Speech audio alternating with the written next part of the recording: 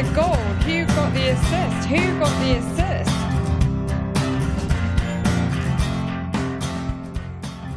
Hello, so we continue trundling along in this most weird romp of a football season as the second game week back ends with the crowning of Liverpool as the Premier League champions. Congratulations, Scousers, especially those in the Hertfordshire area. Anyway, it's late and we're whizzing through a pod for me to do the night shift to edit and publish for you guys overnight. But we're here to do it all the same, and it's nice to have a raison d'etre after all. Fresh from being unexpectedly called away last pod, Anthony and I are rejoined by a rested and no doubt reinvigorated Nick after his wildcard paid dividends this week. You're right, mate. That's 2 regular weeks in a row, isn't it? How you doing? Hey, Tom. Yeah, glad to be back. Congratulations to Liverpool and all the Liverpool fans who've been waiting 30 years to finally get that Premier League title. So, yeah, fantastic news for that club. Just to say who we are Who Got the Assist. We're on Twitter at WGTA_FPL for Thomas, at WGTA_Nick for myself, at FPL Stag for Anthony. And we're also on Instagram, WGTA.FPL. So, Mr. Stag, Anthony, how are you doing? What's on the agenda for this edition of the pod? Evening, lads. There's been an awful lot of changes for me. I've never lived in a world where Liverpool were league champions, and it almost feels like I've never lived in a world where I didn't have a crap game week. But both of those things have occurred this week, so it's been kind of enjoyable. So this week, as per the new running order, we're going to start off with our own game week review, and then we'll move on to the market forces. And then, bearing in mind, of course, that we only have stats for 2 game weeks, so we can't use those to conclude like a huge amount. And strategically, people are all over the shop at this point. We're going to just do our best to focus on forwards at all the different price points and give you a good look at that area, because that seems to be, especially given the Aguero and Aubameyang sales that are going on, the place where people are focusing their attention at the moment. And we've noted, of course, in previous pods that there are an abundance of options here as well, because they're just every player brings their own questions really and their own baggage. There are form questions of the likes of Aubameyang, team questions for the likes of Pookie, and then some teams are perhaps on the beach. And then, look, as per usual, we'll move on to our listener questions. We'll reveal our own teams and we'll put it through our captaincy thoughts as well. But let's get on to the game reviews. Yeah, let's start at the bottom then. Start with me. So, yes, 70 this week. I feel like FPL Stag approximately a week ago. It was just, it's a bit weird, isn't it, saying 70? Yeah, that was a bad game week. But it kind of was, because for whatever reason, it just didn't work out. Like, I just kind of was watching throughout the whole kind of few days of action. It just never felt like anything happened for me.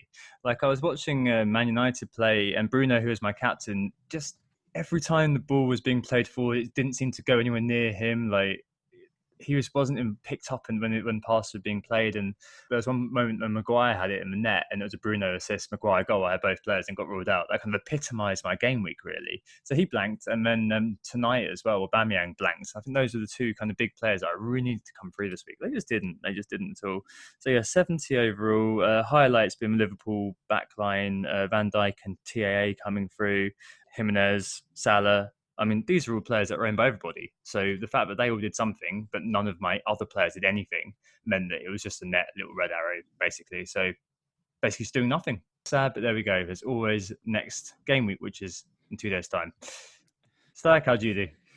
A little better, Tom, but not as good as Nick, which is just fine by me. I'm quite happy to be in the middle of the 2 of you for once, as opposed to just rock bottom. So I only had 3 players blank. So to kind of be somewhat disappointed or not overjoyed is kind of bizarre. So the 3 players that I had that blanked were Alex McCarthy, who I think arguably should nearly have had an assist for Nicotia's goal, Bruno Fernandez, Tom, you've dealt with, and then it was Mason Mount, who's kind of my differential player at this point, but I think I need to perhaps think about changing him up. My 2 transfers were selling Jack Grealish and Aubameyang. Pretty happy with that. I brought in Rashford and I brought in Fernandez. Okay, one of them worked, one of them didn't. Captained Rashford. So it's 85 points overall with a hit in there, so 81 net. There's nothing all that interesting about the players that I had that scored. I would say they're all relatively template, except for maybe Charlie Taylor and Harry Maguire, who both got 6. So it's okay. I'm happy with it. It's better than normal at this point. So we'll move on. And Nick? Yeah, so this week I got 94 points, which I'm pretty happy with my wild cards and how it's turned out. It worked out very, very well. The only 2 players Tom mentioned already that blanked for my team were Fernandez and Aubameyang, who got a 2-pointer, which was rubbish. But the rest of the team did really, really well. All 5 of my back line got clean sheets, so a nice 10-pointer in goal from Nick Pope. Mason Holgate with 7-pointer. Trent Alexander-Arnold 14, size 6, and so 8. Mane and De Bruyne did the business in midfield, and Rashford's got a couple of assists up front, and Jimenez, my captain, got 18 points. So yeah, finally hitting the top 100k for the first time this season. So that's quite pleasing to see. So yeah, very happy with that. Yeah, awesome. That's two really, really good weeks in a row for you, isn't it? In contrast, for me scoring 160, I think you've scored over 200, haven't you, in 2 weeks, which is really damn good. So yeah, a fantastic restart for you. Really getting into it, and to further your excitement, Nick, we're going to start off tonight's pod with market forces. Know you love doing it.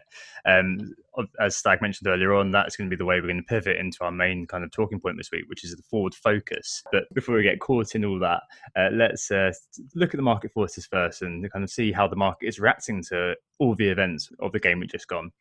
Yeah, sure. So, time for market forces, where we look at the movers and shakers in the market, see who's rising, see who's falling. As Tom said, a long time since I've done one of these. So, great to be back looking at the numbers again. And, the most transferred in player this week, no surprises really, is Anthony Martial, with 130,000 transfers in at time of recording. So obviously this guy just netted a hat-trick. It's apparently the first hat-trick for Manchester United since the Alex Ferguson era, which I couldn't believe when I saw that statistic. Absolutely mental, that. But great week for Martial owners. I know there's a few on Twitter later as a captain to him, so yeah, great call there.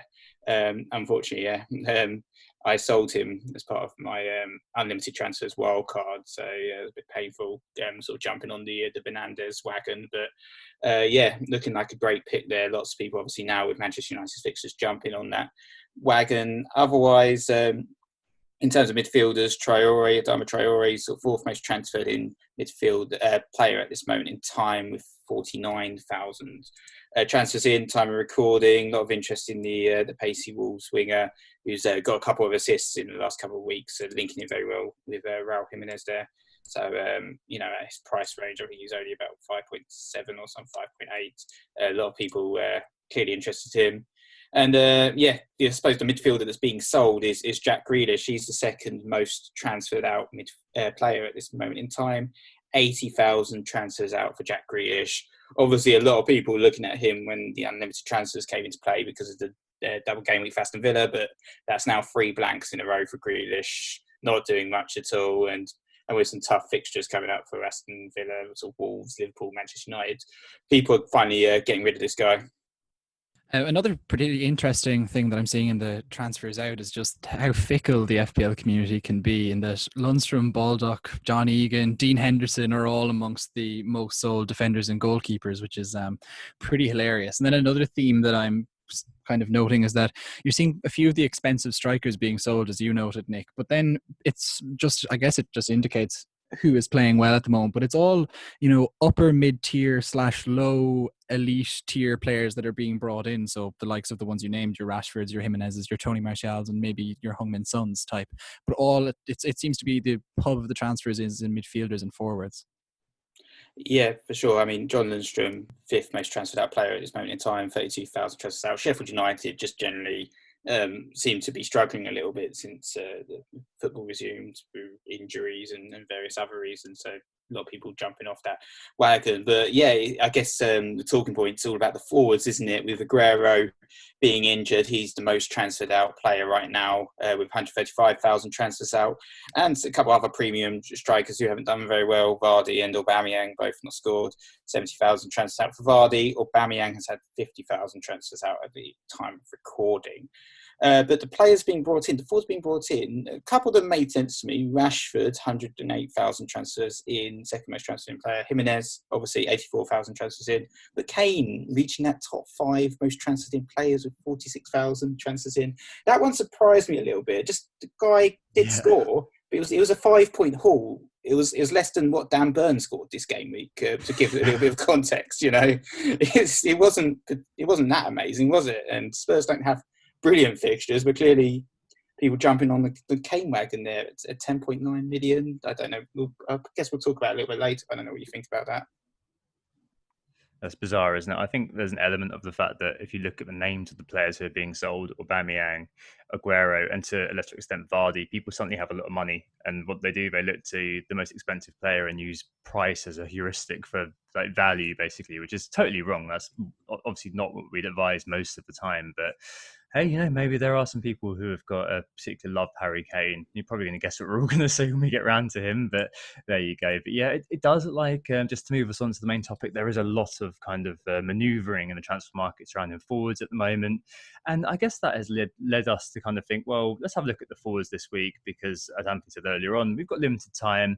So we're led by the market forwards in some ways. And this looks like a pretty good subject to go into, because over the next day and a half before the next deadline, I'm sure a lot of people are going to be deliberating, what the hell do I do if I'm looking to sell Aubameyang, looking to move Aguero on, or maybe just looking to rejig and maybe look around the forward sort of area. So yeah, just the caveat as well here, we're going to be using a blend of assumptions, the last 2 game weeks data, and a few other little bits and pieces from the eye test to make our judgments. We trust you're able to understand that we're using a limited data set. So I guess to start off with, why are forwards important this year? Most forwards this year are, of course, talisman. More than half of the top 20 by percentage of team points scored pre-lockdown were forward talisman. 9 of the top 10 talisman by this measure were forward. So Pukki, Ings, Aubameyang, Rashford were the top 4. Then you have Richarlison. Then you had Jimenez, Vardy, Wood, Ayew, and Calvert-Lewin. Yes, Ayew was 9th, actually, incredibly enough. It shows how little Crystal Palace have actually scored going forward. But only 20% of our teams could be strikers, and it's kind of disproportionate, and that you see that kind of year on year. But one really interesting point that I did fish out to show the kind of how important forwards can be, bearing in mind the talisman stuff, is that before lockdown, 23,192 points were scored. Only 16% of them were scored by forwards, actually. 42% scored by midfielders, 33% by defenders, and 9% by goalkeepers. But looking at how that marries up with the talisman data, it's clear that the quality of points that are scored by forwards is really important. Not all points, I guess, are created equally. And this year, particularly, forwards are getting the FPL points, which are of most interest to us as managers. They're the ones which are attacking points that make a difference to our overall rank, not the appearance, or, I mean, the clean sheets arguably, but not the appearance of those sort of more functional points as such. This trend has continued too, by the way, which we'll talk about when we get to Jimenez. But it's not always been the case, has it, Nick? I mean, last season, for example, it wasn't a bonanza of forwards, and in some ways, we're looking at how best to write off the third forward option, weren't we? Yeah, that was certainly the case that I was trying to argue last season when I was, talking about the concept of the death of the third striker. And to be honest, I do feel that I was vindicated in my opinions from that season, the previous season before that.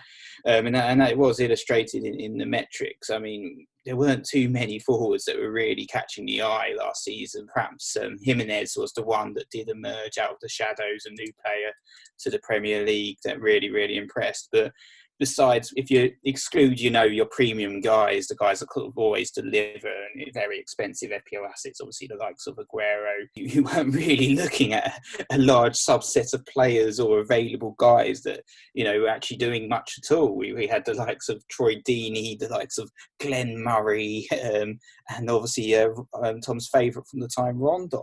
And these guys never really did much at all. And they were priced at 6.5 million, often 7 million. And when you compared those guys to what some of the defenders were offering, for instance, last season we had a Matt Doherty at 4.4 million who outscored all of those players that I just mentioned, the cheaper forwards. It kind of vindicated that argument that you could have a back four and go for almost like a 4-4-2 lineup, which I actually spent most of my season with.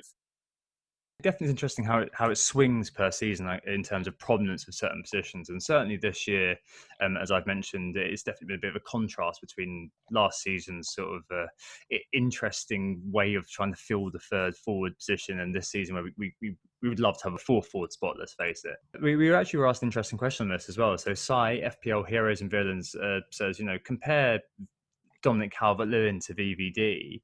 Who wins? Is there still a case for 2 forwards this year, using all of that kind of logic that you mentioned earlier on? Yeah, I definitely think there is a case for 2 forwards this year, and you can easily one aspect sort of outside of what forwards score is what you do with that extra slot. So as I said about the death of the third striker, this year there are a few more players that are emerging, but for instance, just this week, there's only been 5 forwards that have actually scored compared to the countless numbers of defenders who got clean sheets, which a clean sheet is 4 points, a forward goal is 4 points. Obviously, you might factor bonus points into there and a few other things. But the only players that scored were Nketiah, Dwight Gale, Jay Rodriguez, and then Kane and Jimenez. No other forwards scored anything. But countless defenders got clean sheets. For instance, Roman Saiss, one of my men, if he was a forward, Wolves have had 6 clean sheets in 7 games. If he was a forward, that would be the equivalent of 6 goals in 7 games, and everyone would be bringing this guy in. But obviously they're not, because people always look at the players who've scored and the forwards as opposed to the defenders and their clean sheets. So perhaps the DCL to Virgil van Dijk thing is a little bit of a misdirection, as it's a rare example of a forward perhaps that's quite good value, but they are the same price. And if you look at root score, I would definitely say Virgil was better value still than DCL, because he's actually scored 41 points more than him. And in Virgil van Dijk, there's only actually 3 forwards in the game that have scored more than him this season: Jimenez, Vardy and Aubameyang, and 2 of them we've just seen being heavily sold, because forwards are the ones that we're constantly selling in and out all the time, aren't we? We're always transferring our forwards because we can never decide. And the other thing about forwards is feels like there's about 10 options in the forward line that are really actual genuine picks, and even that feels like a bit of a stretch, considering one of the top 10 scoring forwards in the games right now is Pukki, who's only had 2 returns in the last 14 games. And then the final point I thought I'd make, even though it's coming across a bit of a rant, is Diego Jota. Do you know what? He's currently being outscored by one of our jokes on the pod, Connor Cody. Connor Cody, not the effort count, is outscoring Jota right now. And even though we called him overpriced because he was 5.0 million, but he's still outscoring the guy. Even Federico Fernandez, apparently, who didn't even play in the 10 opening fixtures, is doing better than Jota, which is quite interesting to see. All right, so 0 value in the forward, says Nick. So let's end the podcast there. Who got the assist? Really though, there is still obviously a lot of action going on. Although, as you mentioned, Nketiah or Greenwood are obviously great options as 7 for 8 forwards. Maybe the likes of Foden might be that kind of 5th midfielder you're talking about. But there are lots of key individuals sort of going on around the kind of forward category, and it's good to know. And now let's kind of dive into them. Anything to bear in mind though before we do? Like, does rest or rotation, Anthony, play a role in decision making? Targeting the opposition, like we spoke about last week, because there are quite a few players that we're going to talk about, like Rashford, like Jimenez, who definitely do have that kind of fixture as well as form element to what they offer. So I've been thinking about this, the rest question in particular, because I think it's easy for people to see the truncated calendar that we have and to get quite concerned that players are going to be rotated, etc. And okay, sure, if you're following Manchester City, you'd be quite concerned. But let's say going forward, because what's the point in looking back? What's interesting about this particular game week is that there's actually like a huge gap of time, which is like something we haven't necessarily become particularly used to. For an awful lot of the teams have actual time to rest. So aside from a few teams who are playing in the FA Cup, those being Arsenal, Chelsea, Leicester, Manchester United, Manchester City, Newcastle, Norwich and Sheffield United, like all the rest of the teams have a week rest after this, so there isn't the same concern that we usually have. And looking at those FA Cup fixtures, even you might say Leicester and Chelsea is the only spicy fixture, and you might say that Arsenal are the only team who may play a strong team against Sheffield United. I think the other sides, your Uniteds, for example, who you might be worried about resting another day playing Norwich. Come on, like they have a whole second tier set of forwards that they can put on, and if they need to reinforce it during the game, that's fair enough. So I think you could be worried about rest as much as you like, but I don't think it's a bigger factor than usual at this moment. And I don't think that you should be too concerned about it going forward either. And whether your opposition has got the rest or doesn't either, it kind of seems like one of those nebulous distractions that it's very easy to get your spreadsheets up and get your, 2 days and 17 hours between games. Oh no, the defenders have 2 days and 18 hours. We're going to get so worried, but it doesn't matter. And then targeting opposition, there are 5 really crap teams in this division at the moment. Since the restart, the bottom 5 have played 11. They've won absolutely none. They've drawn 3 of them, and 2 of those I think were by Villa. They've lost 8 then, obviously, the remainder. They've scored 3 and they've conceded 14. Like obviously you target them, and it's no different to any other season, but I think we've got a particularly poor and out of form, it might be worth adding, bottom 5 here. Yep, certainly makes sense. There is a good spreadsheet by Ben Quellen actually looking at the rest schedules, but I just wouldn't get too worried. And I'd also kind of think about confirmation bias a little bit. Like, am I reading this just to confirm my own biases? Because as Anthony says, look at the other side of it. The opposition also may have less time to rest too, which I'll come on to with my captain pick right at the end of the pod. But yeah, it's ridiculous, and equally ridiculous is how badly that kind of bottom 5 are. As we said last week, I think that 2 of them are going to stay up just by dint of, well, obviously Norwich are down, but a couple of them are just going to stay up just by dint of being less worse than the rest. It's not about them being better, it's about them being less worse. That is pretty crazy.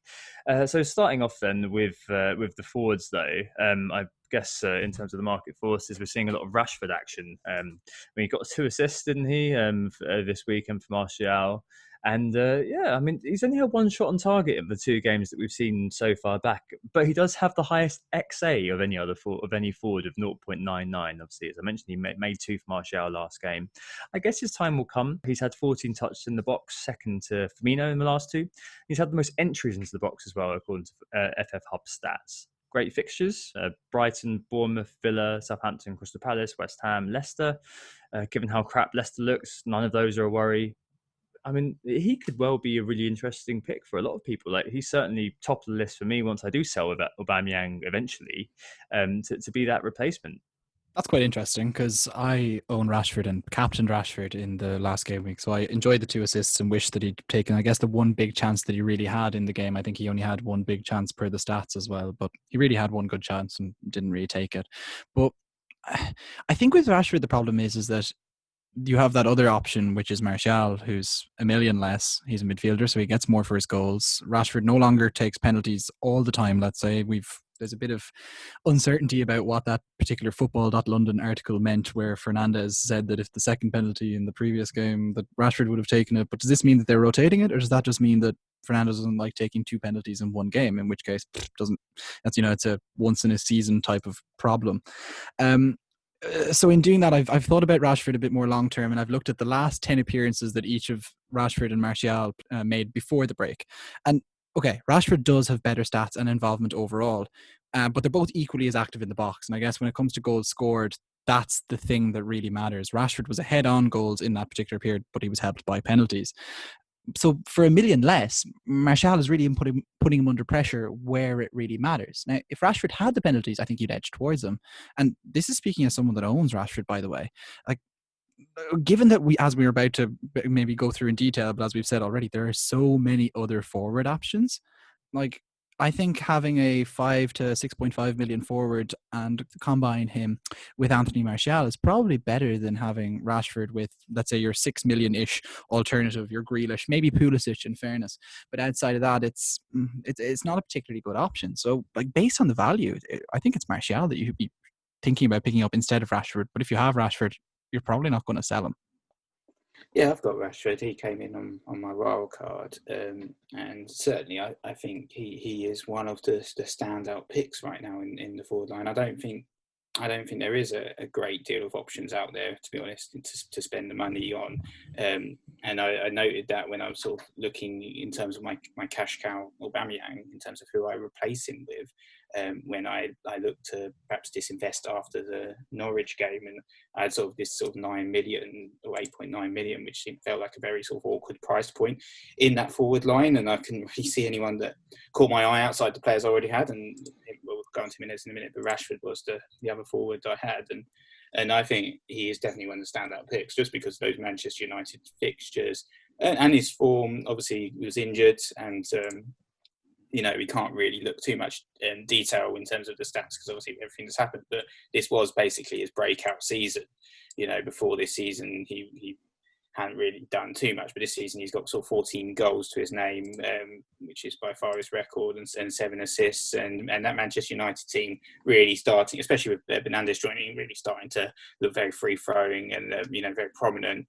And yeah, those United fixtures basically they don't play any of the traditional top six up until the end of the season now, do they? So I think they've got Brighton, Bournemouth, Villa, Southampton, Crystal Palace, West Ham look like a team you can easily triple up on. And Martial's impressing a lot, but you can get Martial, Fernandez, Rashford, and that would be quite a aggressive Manchester United lineup, but easily understandable considering the fixtures and the way they played, and they basically tore apart Sheffield United as well.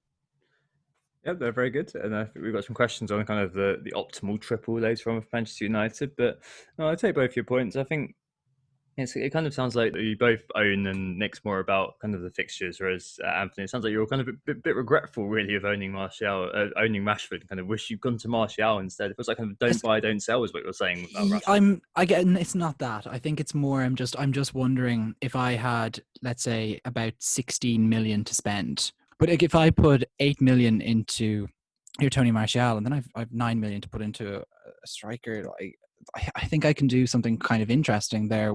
Outside that, with the rest of my squad, to, let's say, maybe actually have Salah and Mane again, for example. Those are the sort of funds that make a difference. And when you've got DCL, Jimenez, Ings, all these cheaper options available in the forward line, not to mind your Nketiahs and your Greenwoods, who are, look, they're good value for what they are, as a third striker option.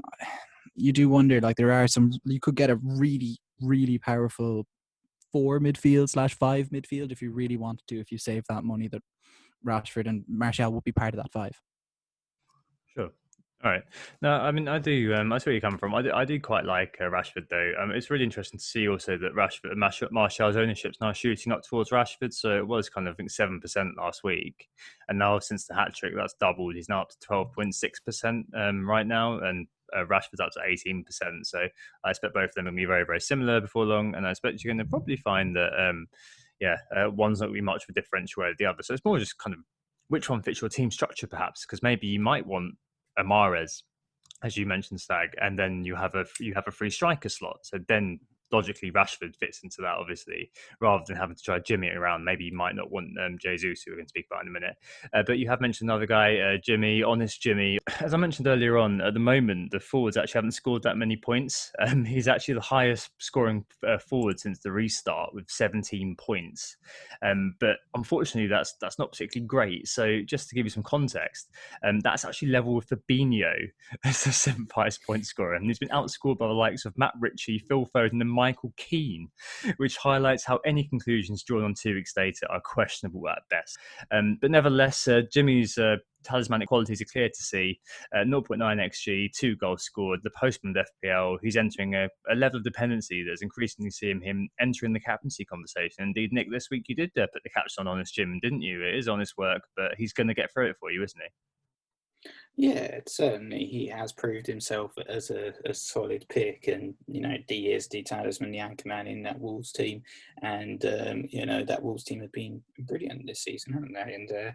And that's partly down to the honest work that Jimenez has been putting in, the shift he's been putting in each game. We don't see many hauls from the guy, unfortunately. The sort of the double figure return is quite rare. There's only been 3 so far this season, and one of them was 30, and the highest of those was 13 points. So it's not often that you see the massive returns from the guy, but he's just so consistent, isn't he? We're sort of talking mainly about the last couple of game weeks. He scored in both those games, but before that as well, he was banging them in, 15 goals to his name. And just in terms of the underlying metrics we've seen over the course of the season, he's been top for forwards for shots, top for forwards on shots on target, tops for chances created as well, 16 assists to his name, so he's not selfish either. I think only Vardy, in terms of goals and assists combined, has done more than him this season. So yeah, very, very good season for him, and certainly I think a key element to our FPL teams.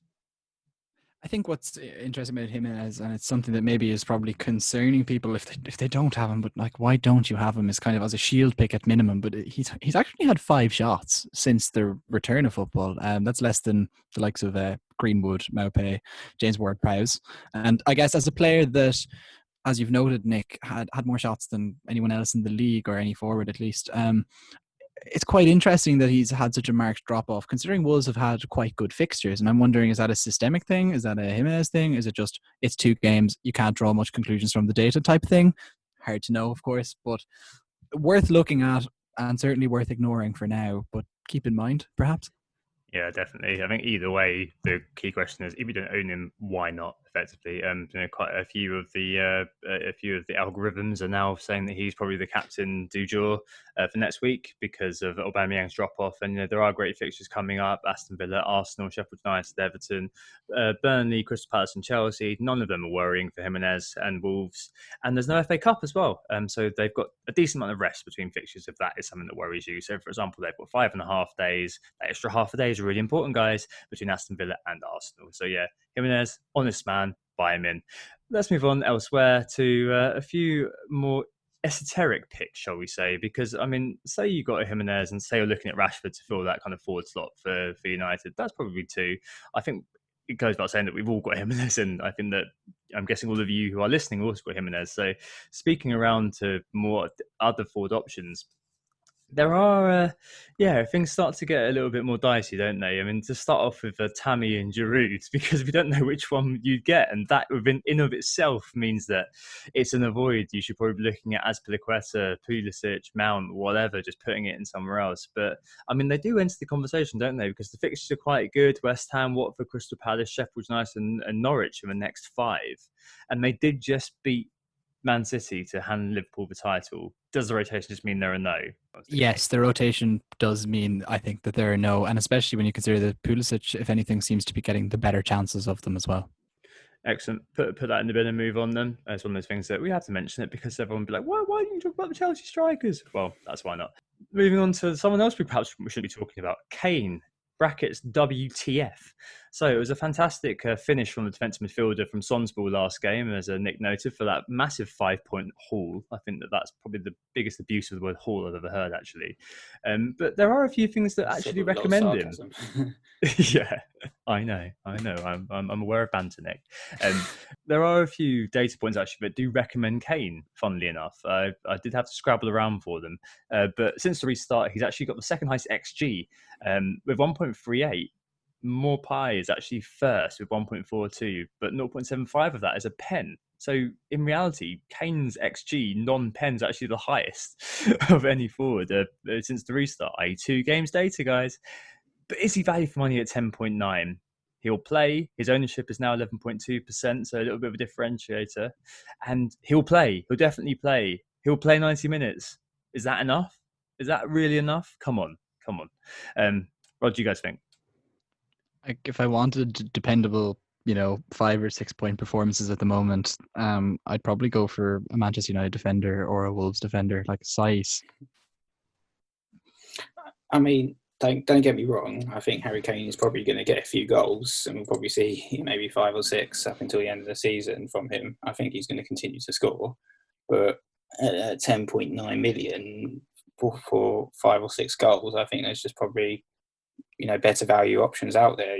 Maybe something like Calvert-Lewin, you get an extra 4.5 million to bolster your midfield and upgrade some players and stuff. So I think, if from a Spurs perspective, I think there's other picks like Son that I would probably recommend over Kane at this moment in time. There you go. It's almost like, again, 2 weeks data, very difficult to judge anything from.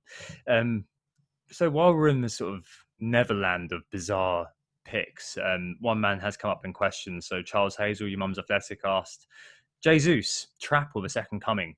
I guess the abiding mantra for years and years in FPL has been, if one of the Man City strikers is out, get the other one.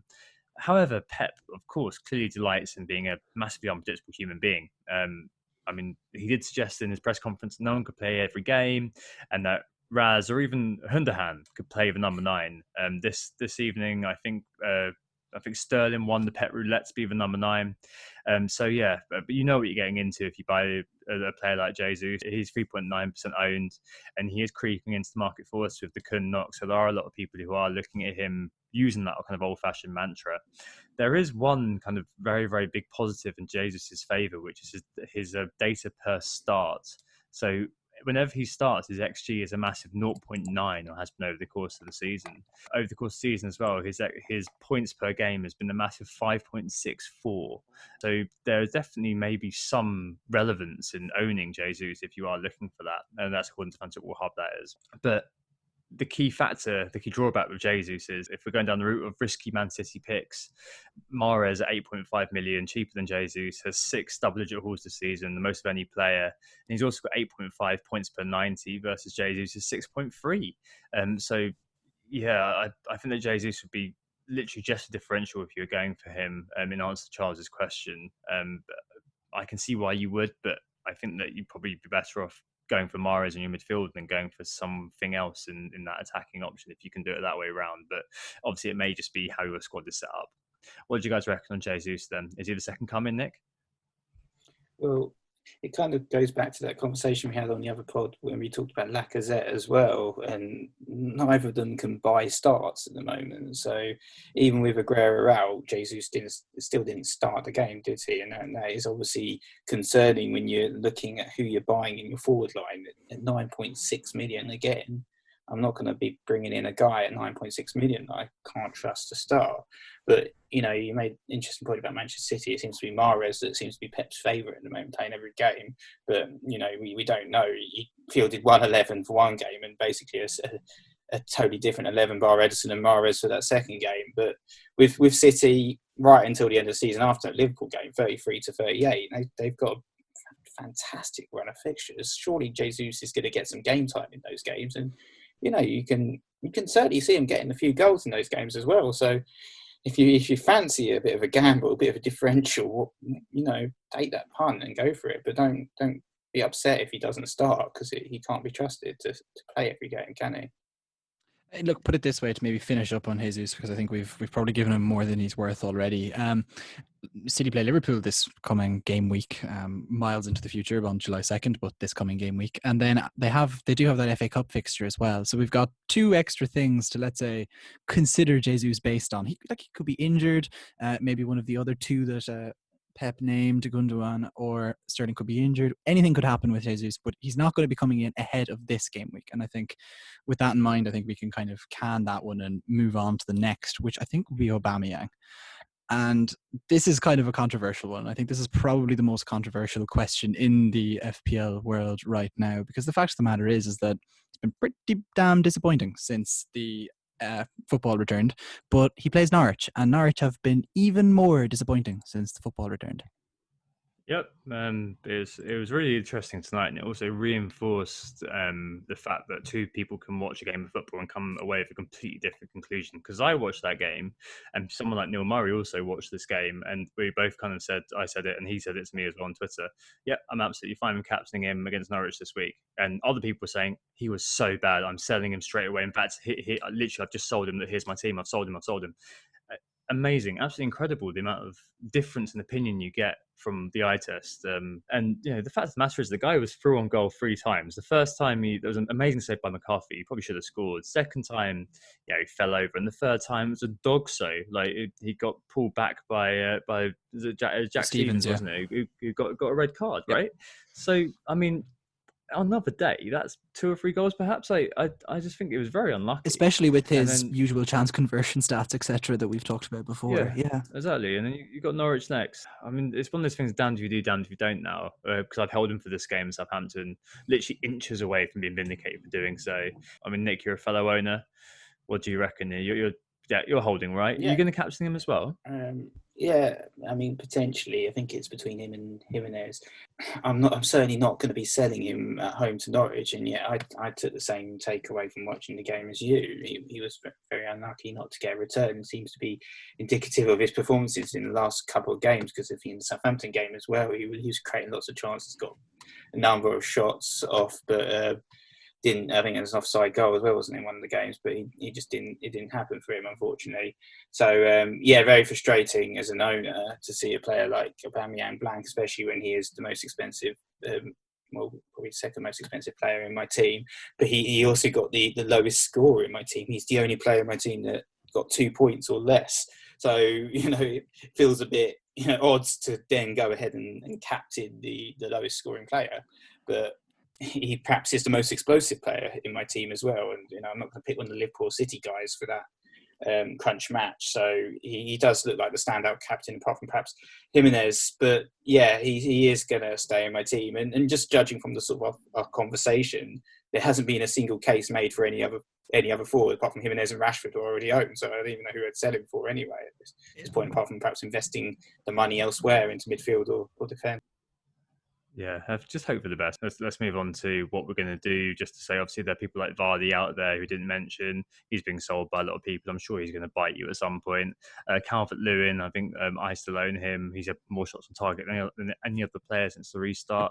But maybe Aubameyang might have more now. DCL had more shots than anyone in Gameweek 31, so doubt it. Yeah, still does. Okay, and then you got Ings as well, still hanging around. Didn't score against Arsenal tonight, surprisingly. I think he captained himself on FPL. I saw, but yeah, never mind, Danny. Right. So what are we doing? It sounds like, Nick, you absolutely hate the strikers. I'm guessing you're just going with Jimenez, Nketiah, and Greenwood, right? Just sacking it all off. No, I know you've got Aubameyang as well. But is that how you're going to stay? I've got the jar. What are you going to do? Yeah, I've got the jar. The jar. Whiskey in the jar. Yeah. I hate the strikers, but then I went for 3 strikers because there's 3 decent picks out there, which I thought stood out and were worth the investment. But if one of them drops off, you're left with very little. So, yeah, I mean, as I said already, Jimenez, Rashford, Aubameyang, they're staying in my team at least for next week. But after that, I might have to have a rethink in terms of Aubameyang, downgrade him, and reinvest that money elsewhere, I think. I'm sticking with what I'll christen the junior, the JN, or Jimenez, Nketiah, and Rashford. Look, as I said about Nketiah, I'm just going to keep him now with it being Norwich, and I think he'll play. Rashford is good, Jimenez is good, and that's fine by me. I'm kind of leaving it one more week, but I basically Jimmy's a must, and the other 2 are kind of open spots to me at the moment. So I've got Aubameyang and Barnes that I really want to get rid of. I could also get rid of Calvert-Lewin as well if there's a third blank. So then I'm in an interesting position where I've got Aubameyang, Barnes, and Calvert-Lewin who could go. Calvert-Lewin becomes Nketiah, then I could get Rashford and Mahrez, or I could get Jesus and Martial. So it's basically Jesus, Martial versus Rashford and Mahrez. I don't know at this point because I'm doing the transfer next week and I'm just not worried about price changes or anything like that because at the end of the day, it's too late now. But yeah, interesting position, interesting kind of option. And it's crazy as well, but it's created so much market activity for something that in some ways we all kind of were a bit skeptical on, to be honest. But there you go. Hopefully that helped you with your forward focus going forward if you're caught in the bind in this sort of way. And yeah, we'll take a break there and move on to the final section of today's pod. Who got the assist? Who got the assist? Right, we're back, and it's time to catch up with the mini league. And Stag, you have the numbers, don't you, this week? What's happening in Who Got the Assist mini league? Who's top now? Any changes? Actually, quite a lot of changes, and I think the bigger story with the league this week is more of collapses than it is of any major gains. Poor Mark Bird, I think, is the headline story. He's dropped from 6th to 36, courtesy of just 46 points this week. He basically had Alexander-Arnold, Kevin De Bruyne, Harry Kane captain, and a lot of blanks, which is particularly painful. And there have been a few others who've dropped out of the top 10 too. But I guess getting to the top 10 itself, Sean B, never forget, with 83 points on his wildcard, so fair play. Luke Burgess has joined 10th with Lukewarm FC. He's down from 4th and getting 65 points with his wildcard team. Kane captaincy, I think, is the main issue there. FPL Lewis is 9th with Return of the Snag. He also wildcarded and captained Mane, so he got on just fine to 75 points. 7th is Ballon d'Origi with that was by Sam Oz FPL. He's on 1,981 points. He free hitted and actually did quite well. He captained Rashford and he had Martinez, Chilwell, Alexander-Arnold, Doherty, and then the likes of Salah, Son, and Rashford captain, along with Mr. Reliable Jimenez. 7th as well, joint is Neal Thompson, 1,981 points as well, obviously, with Salah captaincy. Nothing particularly outlandish in his team, except for perhaps Wan-Bissaka, who got 11 points, and I guess Pope, who had 10 for him. Up from 14th, I think it's the biggest gain in the top 10, is Adi Mansour. So up from 14th to 6th with 1,982 points with a free hit team. He's done quite well. So De Gea, Doherty, Van Dijk, and Alexander-Arnold. So a bit like Tom there. Then he has Son, he captained Salah, and he also had Jimenez and Rashford. So Salah going there. fifth. Up from sixth is Andrzej Dikos with 1,983 points. Pretty standard team as well there. Declan Rin is up from 11th to 4th, which is a pretty good climb on his wildcard as well. He listened to us on the pod and brought in Matt Ritchie and Ibrahim Sarr, and then has a relatively template normal team from there. In third and maintaining position is Jake Gallaher, 73 points this week, so solid going again. In second is Damir Defteridovic. He had 90 points this week, so not quite as good as Nick, but pretty solid going. He wildcarded as well, brought in Pope, had Alexander-Arnold, obviously, and then had a fairly standard team across the way from that. And then in first still is a good friend from Twitter, Mal Javri. He has wildcarded as well. He captained Salah on way to 88 points. Pope, Trent, Maguire, Doherty, Salah captain, Son. Dele Alli is an interesting aside in there. He's got Bruno Fernandez, Calvert-Lewin, Rashford and Jimenez as well. So pretty good going there, MJ. Yeah, well done, MJ, yet again. See if you can close it out now and not long to go. Right, let's move on to the questions. Thanks very much for the questions this week. Just to start off anyway with the obvious thing, which is United. The first question, actually, let's combine the first two. The first question was generic Martial question. I'm sure you can guess. It says the caustic Adam Pritchard at 3-5 who. And all-out United attack. So desperately seeking Duzan. Alan asks if we should bother with the defence at United given their attack and just go for a forward-facing threesome. And Rohan Pai are similar. Which three are the best? So yeah, I mean, Nick, you did start to kind of go into this earlier on, didn't you, in terms of maybe just saying, that might as well just get all three because that's probably the most aggressive way of putting things. Do you think that defence is worth considering? You saw Wan-Bissaka, for example, got an assist, did pretty well this week.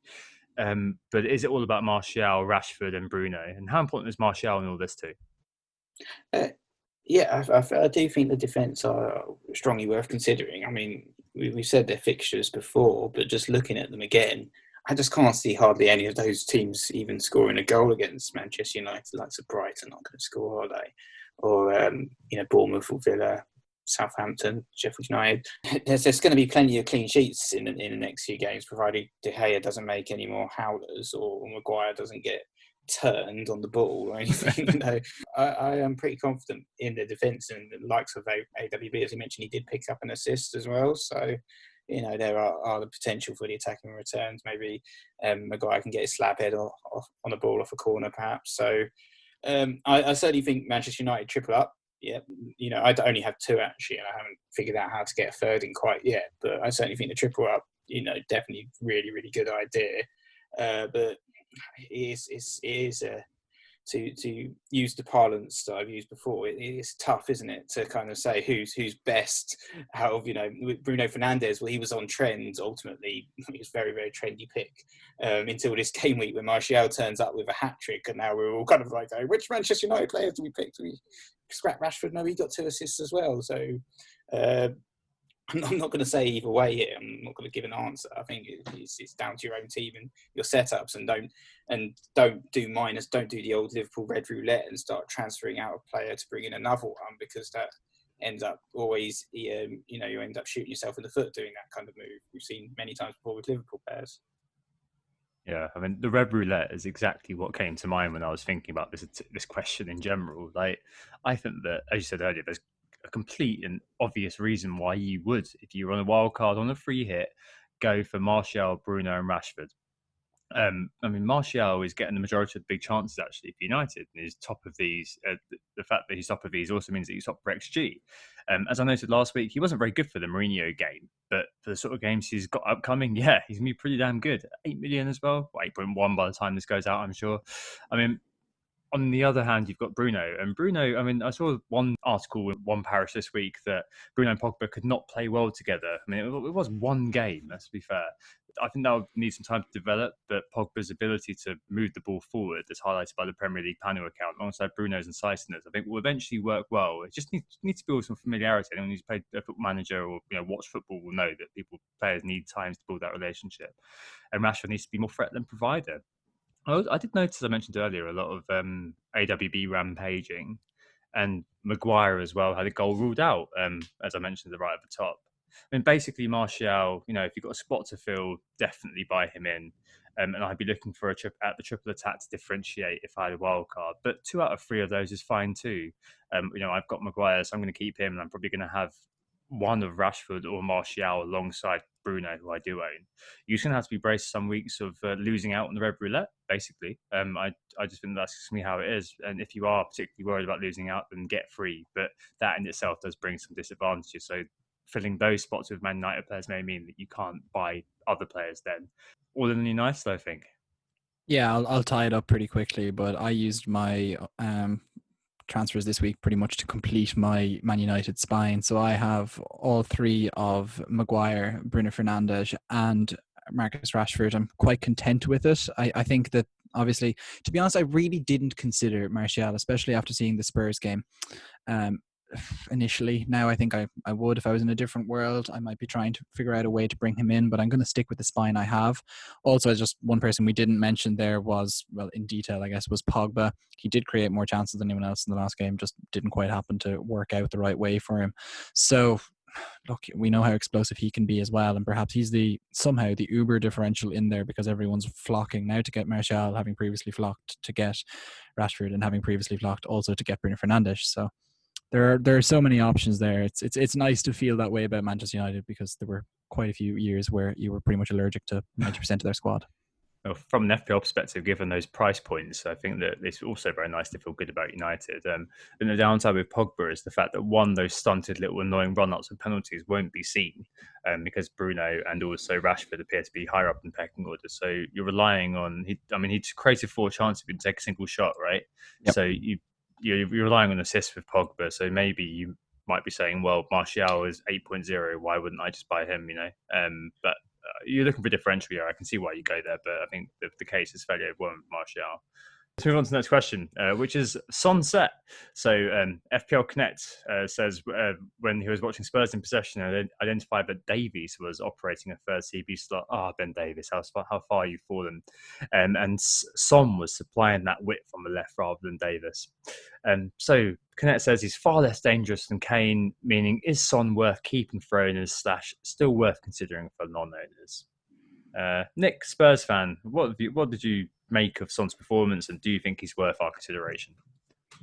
So yeah, I do remember actually when we had Josh at Distance Covered on the podcast, it was something that he actually highlighted when he came on, that Davies was dropping into sort of a back 3, and this was allowing the likes of Serge Aurier who played extremely advanced in that game. He was basically hugging almost like an attacking right winger, and Son was doing the same, as sort of almost like an attacking left winger, or perhaps a wing back.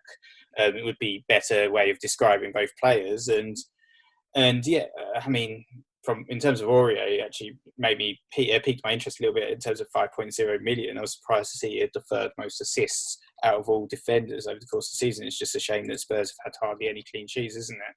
Otherwise, he would be a pick. And I don't actually rate him as a player either. He always gives the ball away like in dangerous positions, especially in that Manchester United game. It's like, no, just get rid of it, Aurier. But that's beside the point. In terms of FPL, and back to the main crux of the question with Son. I still think he's probably the best attacking pick at Spurs. I was starting to look at Bergwijn, but he didn't start. And so even though he was on the wing, he did actually pick up what would have been a goal had it not been for a very, very marginal offside. So that was quite unlucky in terms of attacking returns. And he also did pick up an assist, and he was looking pretty dangerous, even though he's on the wing. He cut inside and then get a few runs into the box and things like that. So I do still rate him as a decent pick. I think he created 3 chances as well, which was top 5 for midfielders in that game week. And I do really like Son as a pick, even though I'm still a bit sceptical about the Spurs fixtures that are coming out. I'd look at him, and I think he is a luxury differential given the price point. But the issue with him was the average position. So I had a look at the heat map on SofaScore. I did watch the game, and for me, he's so far wide compared to the central role we need to see him in, or at least cutting inside to be a realistic FPL asset. But I'm a little bit worried about him. I definitely, if I was an owner, be thinking it's cause of concern. And as a non-owner, I'm kind of a little bit put off. It's kind of like Leroy Sané syndrome, where the manager is forcing him to go flankwards to provide width, where we actually want them as FPL managers to be cutting inside like a surgeon.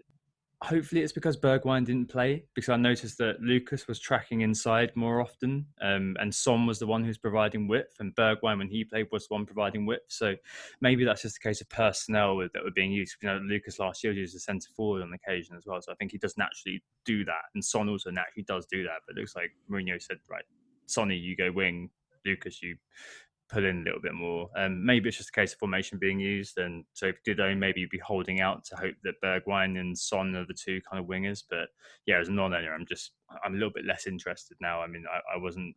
I was kind of on the side. If I had a wild card and I didn't use the UT, obviously I went for free hit. But if I did have a wild card, I'd maybe be interested in throwing him in as a little differential. But here's a bit of a luxury differential for me, and that money, as we've spoken about a lot, is abundantly better spent in other places, such as United midfielders.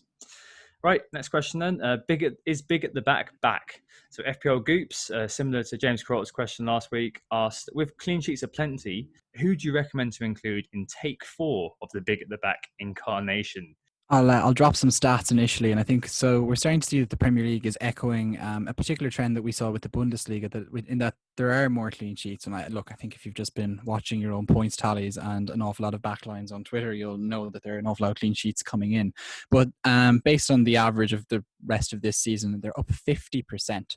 So it's a pretty remarkable jump really in the number of clean sheets so far on a per game basis in this very, very early days of this season. We've also seen shots in the box drop down by 21%, which is huge, and I think that would account for quite a lot of the whole clean sheets going up thing. So basically, yes, big at the back has foundations anyway to return. I think obviously you're going to have one of those big at the back players. It has to be Trent Alexander-Arnold.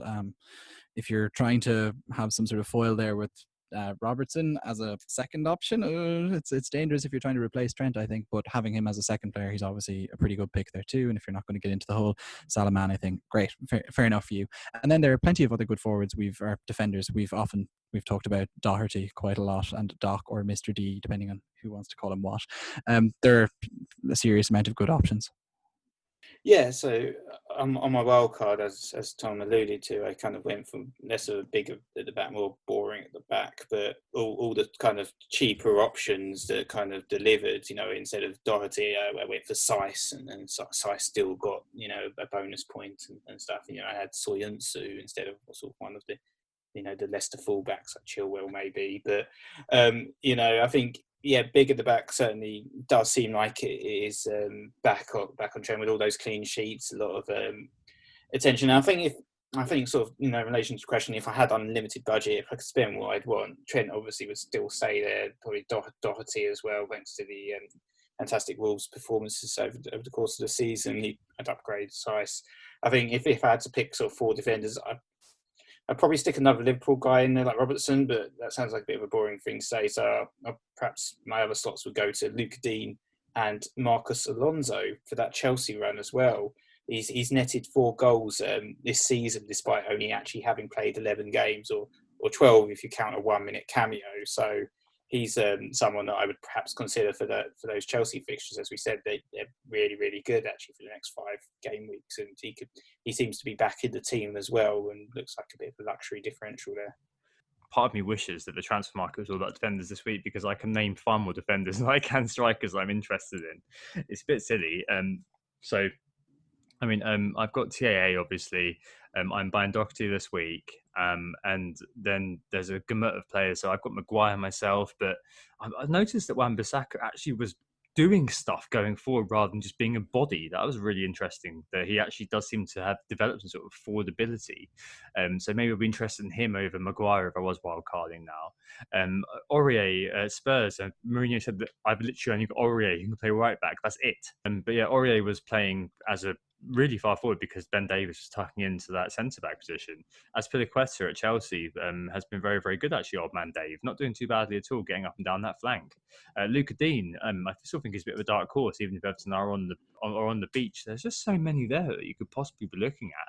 And in goal as well, you could feasibly chuck in the likes of Edison, De Gea, Lloris, something like a Rui Patricio. Like, I wouldn't recommend you do that, but you could make a case because they're covering a defender in some ways to do that. Because if likes of Rui Patricio or something, you pay 5.2 million for a goalkeeper who's got really good fixtures going forward.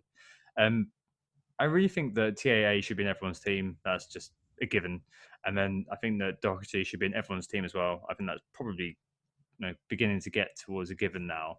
And then beyond that, you've got such a lovely wide range of defenders that actually it doesn't matter too much which you go with, because at the end of the day, they're going to be scoring you points. That the beauty is almost that at the start of this year, we went big at the back, and for a variety of reasons, Alisson getting injured, a few stupid mistakes by Adrian, it didn't quite work out. Now go big at the back. We have the likes of Nick scoring ridiculous points. We had the likes of many other people scoring ridiculous points by defense this week, and points were creeping up somehow at the back despite doing nothing going forward. So it may be the time to big at the back. And now I've said all of that and given it a ring endorsement, it's going to be an absolute failure next week. But there you go.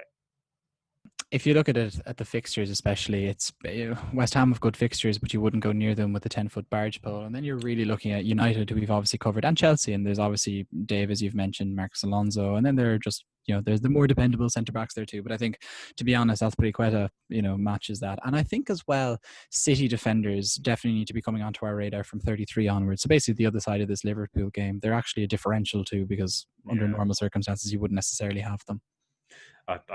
I'd almost be tempted to just say Edison or bust, because you don't really know what City defenders are going to play.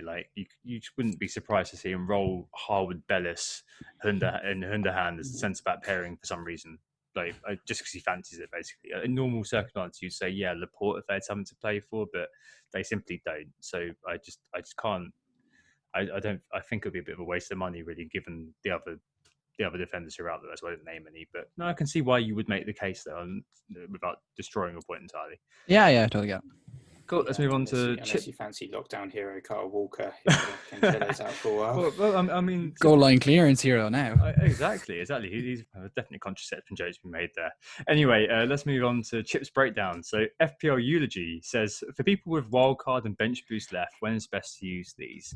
Let's widen this a little bit to talk about our situations with our chips and kind of if we do have a strategy about how we're going to be deploying them going forward. Just to say to answer that particular question, that the key thing is to give the kind of vanilla advice is to do it when it fits your team. But the longer you leave it, the less value you're probably going to get out of it. However, that said, it's fine to say that if you're going for a big bang, so wildcard 37, bench boost 38 or something, that's also cool to do. Right. In terms of our chips, then, what the hell are we doing? Because I've got no idea. My plan is literally to bench boost when my subs will look like they've got a decent set of fixtures. That's literally as far as I've got with my plan. Gameweek 37 looks like it may be the case because I've got Sice and I've got Charlie Taylor as the two members of my bench who are always going to be on my bench, I think, at this point.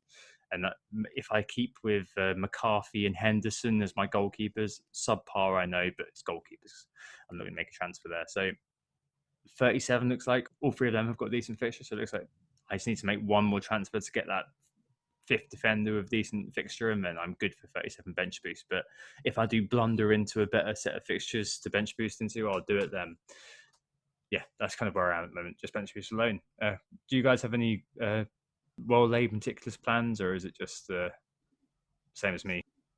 Certainly not well put together plans at all. I'm similar to you in that I have the bench boost and I also have my free hits. So I have to sell good old Jay Leno, Burnt Leno, before I can bench boost it all. So I'm down a player already. So we need to fix that problem. And then I'll just basically watch for the fixtures to come around. I don't know what I'm going to do to my team in the next 5 weeks because we just don't know what's happening. So I'll just keep an eye out and watch. With regards to my free hit, Tom, you might edit this out. And if you do, okay, fair enough. But I've been looking at the crowds on Bournemouth Beach and expecting that we might have a double game week at some point, with a fixture getting cancelled. So I will continue to wait for that. I think obviously I've used my wildcard and bench boost now in the last couple of game weeks, aiding my score. So I've only got left now the free hit, and I'm probably going to hang on to that right until the end. Most likely game week 38. See what happens with that game week. But yeah, that's when I'll probably be using it, as you sort of have all the games starting at the same time. Might be some leaks that hopefully are reliable. So that's most likely when I'm going to be using my chips. I think I was thinking about the question in terms of when best to use them and know what's happening. And I kind of like the idea of Gameweek 33 is a good time to wildcard, just because it's a bit of a fixture shift. That's after the Liverpool-Manchester City game, and after that, Liverpool and Manchester City just have amazing runs right until the end of the season. So, you wouldn't want to wildcard this week because you wouldn't be really targeting Liverpool and Manchester City players for this game. And so I'd probably suggest 33 for the wildcard. And you also see a few teams like Arsenal and Leicester and Wolves, their fixtures start to stiffen a little bit in 33 as well. So that was kind of my suggested time. Maybe even if you're not going to wild, be bench boost that week as well, because there's nice home games for a lot of teams. Cool. All right. Excellent. Makes sense. Right. Final bit then, transfers and captains. For me this week, I'm going to be making one move. I've got free transfers in the pocket. I'm going to keep one and use one. I'm going to do VVD to Doherty, and then I'm going to captain Aubameyang at the time of writing, and I think it's going to stay there. I've recently realised that it's been a story of overthought captains. So first week back, Sterling made a lot of sense, but probably should have captained Kevin De Bruyne, shouldn't I, if we're going for the wherever you are, play like you're winning mantra. This week, Salah was obviously the best captain in retrospect, in hindsight. And I went for Bruno. I think I was probably being a bit too clever. And to be honest, when I saw that I'd gone for it, James from Planet FPL had gone for it, David Monday had gone for it, etc., it was always going to be a fail, wasn't it? So, I mean, if I've had two failed captaincies in a row from overthinking it, looking at this week's fixture list, you've got Aubameyang versus Norwich. And Arsenal have 3 days rest after the FA Cup. Norwich have 2. So Norwich have got a tired defence against an elite striker. Okay, can I overthink this? Probably I can. Should I? No. I'm so glad that the game week deadline is going to be Saturday. I'm going to leave it on Aubameyang, I think, and hope for the very, very best. But yeah, one transfer, the other one saved to make fun, to have fun with the bonanza of cash I'll get from smashing the Aubameyang cash cow the week after. But yeah, that will basically be it. And I'm going to bench Barnes as well and play Sice this week, finally. I bet this is going to be the Barnes actually does something and Sice loses clean sheet. So there was some massive talk earlier in the pod from me suggesting that maybe Eddie Nketiah might get the call for the captaincy. I don't think it's going to happen. Nketiah. I've never figured out how to say it. Nketiah. Oh, that's so embarrassing, the pronunciation error from you. I'm really disappointed. It's terrible, especially because I'm getting definitely get the Portuguese ones all wrong anyway. Bruno Fernandez. Anyhow, I don't think he's actually going to end up being captained in the end. It's unlikely to be a player participating in the City versus Liverpool game, or the other way around, Liverpool at home, Liverpool versus City game. So after that, it could be Honest Raoul. It could be another Man United player just for the crack. Maybe it'll be Doherty away to Aston Villa just because, home doesn't matter anymore. I'm not quite sure is the honest answer. I'm certainly going to sleep on it twice, which would be nice, getting to sleep on a captaincy decision twice for once in the new season. Yeah, I think for me, I'm going to be rolling my transfer. There's nothing urgent that needs to be done, and I'd rather have 2 free transfers to think about once I probably sell Aubameyang and start to get a third Liverpool or another Manchester City or United player in. So that's what I'll probably be doing, is just rolling it for this game week at least. And in terms of the captain, it is between Jimenez and Aubameyang. We talked about it extensively. I'm probably leaning towards Aubameyang with the armband at the moment. Just feels like the more exciting, slightly more explosive pick. So possibly him, I think, will be getting the armband. But yeah, still kind of deciding there. Perfecto. So those are our teams. Best of luck to everybody this coming weekend. And after that, because this is one of the most stretched out game weeks that I've seen in a long time. But we were Who Got the Assist. Thanks so much for listening to this. Yeah, thanks guys. And we'll be back next Thursday for another quick turnaround record after quite a slow burn game week that's going to be happening over the next week. Well, you guys heard it all. That's a lot this week. I hope to assist you choose your striker in game week 32. But for now, I'll speak to you very, very soon. Farewell. Sloan. All right. 11:45. Jeez. All right. Okay. I better go. Right. I know. Cheers, Late. Tom. Bye, guys. All right. Oh, it's a goal. Who got the assist? Who got the assist?